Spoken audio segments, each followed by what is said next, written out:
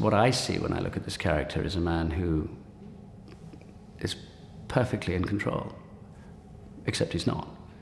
A man who is rather smooth in the way he operates, except no one's listening. You know, the man who would love to just pick up a chair and sit down, but the chair's too heavy, or it falls apart in his hands. That's just, you know, fate conspiring against him as far as he can see. And that is, you know, that's what happens to us as we, it's Don Quixote really. You know, he's on a noble mission, or as far as he's concerned, it's a worthy mission. And he's actually, he's tilting at windmills.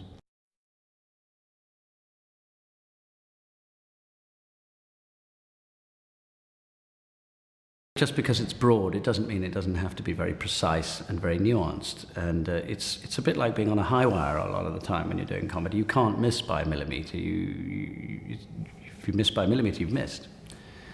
And the stakes feel quite high. And when you arrive on the set, you might give the scene a read through, and you might chuckle a few times and think this thing has comic potential, and we're all chuckling now. But then it becomes a kind of science after that, because you can't laugh all day at the same joke as you repeat and repeat, and you try it out in different ways. And so you have to function on a different set of instincts. It's not just what makes you laugh. It's what you believe is going to make everybody laugh eventually. Once it's survived its, all the various processes it has to go through.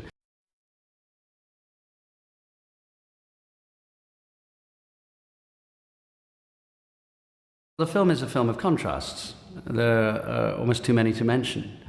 It's beautifully constructed from that point of view. It's not only a contrast between Harry Dean and PJ, with his supercilious, dismissive, and rather ornate use of language, and her very down-to-earth but equally ornate Texas vernacular. And these two things are contrasted beautifully. A lot of the comedy is rooted in that contrast. She undercuts him, he patronizes her, she won't have it, and they spar in a way which I think is really quite thrilling.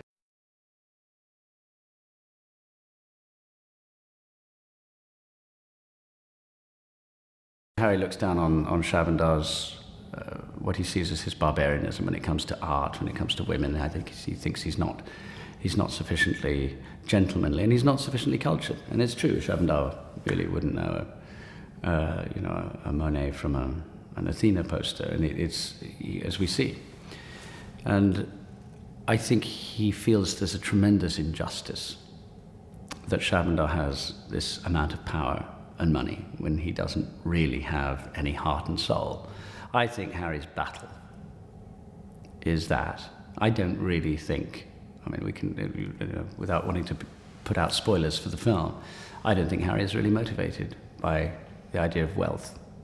I just think he feels that he needs to score one over a man like this.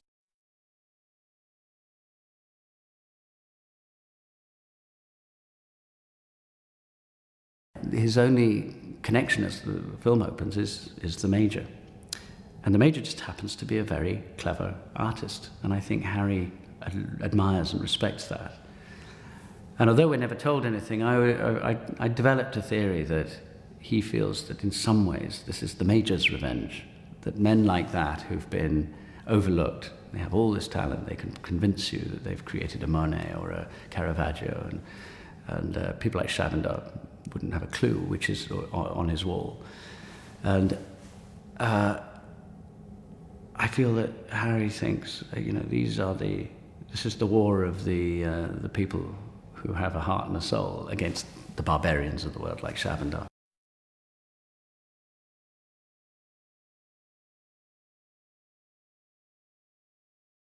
It's been very difficult not to crack up. Alan, on the first time I played a scene with him, it was quite impossible.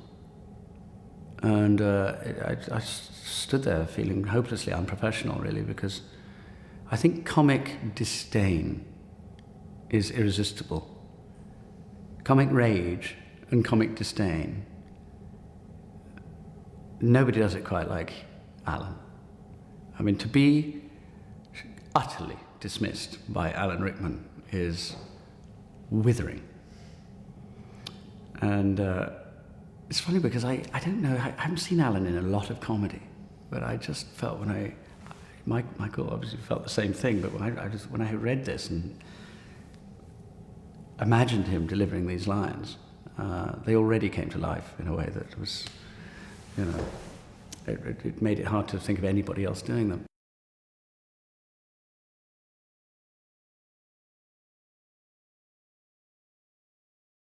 Cameron, who I knew would be every bit as much fun and as she is. I mean, they've got a complete ball of energy and spontaneity and, everything really that I need and Harry as a character needs.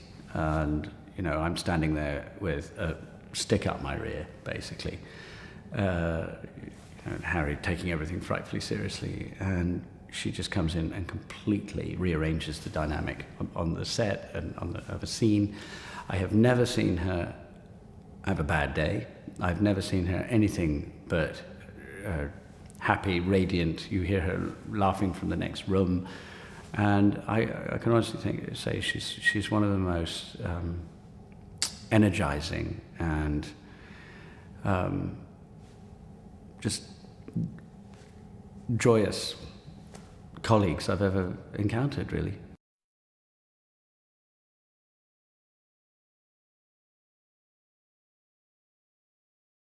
Michael is one of the most articulate and intellectually agile directors I've ever worked with, and he's not an easy adversary, really, which is great because it means you really have a discussion to get your teeth into, and but Michael and I have a habit of taking up completely opposing views on how something should be approached, and he's very persuasive, and as it turns out, he finds me quite persuasive. And by the time we've reached the end of it, we've completely persuaded each other, but we've swapped positions. So we don't reach a consensus. We just talk each other around, so that we're now arguing from the opposite point of view.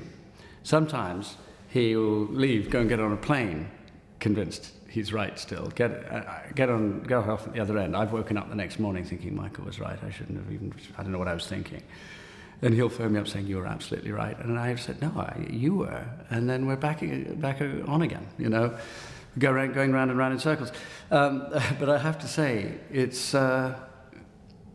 we've entertained each other endlessly. It's just, it can get a little probably wearing for other people to witness it.